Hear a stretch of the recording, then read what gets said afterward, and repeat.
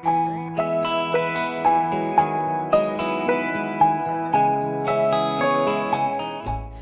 ako walang magulang, naulila sa ama. Yun, iniwan ng ina sa murang edad. Grade school pa lang ako, natuto na akong maghanap buhay sa sarili. Nagbebenta na kung ano-ano, pambili ng gamit, baon. Hanggang sa pag-graduate ko, bebenta pa rin ako kung ano-ano lang. Yung mga para lang mabuhay sa pang-araw-araw, panggastos, pambayad ng matrikula, pambili ng uniforme. Hanggang sa ako'y nakapagtapos ng college. Pagdating ko sa Paris, grabe talaga ang pinagdaanan ko. Palipat-lipat kang tirahan, trabaho, di namin alam kung saan kami pupunta. Nakaranas ng matinding diskriminasyon. Simula pa lang, marami na talaga nag-down sa akin. Dahil dito, natuto talaga ako lumaban.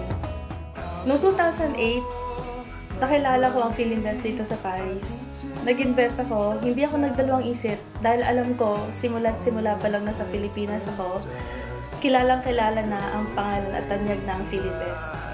Kaya nung pumunta rito at inintroduce sa amin, biglang nag-sign up ako, kumuha kami ng condo. Ayun, nagsimula sa pag-i-invest, naging seller ako.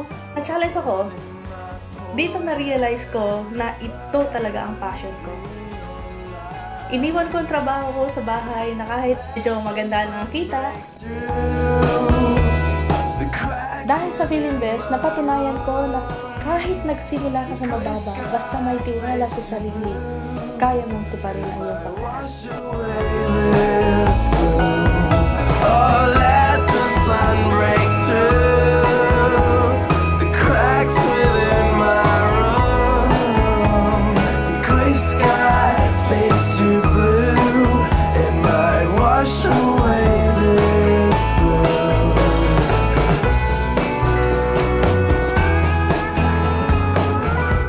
Masasabi kong natupad na ang pangarap ko, hindi lang financially.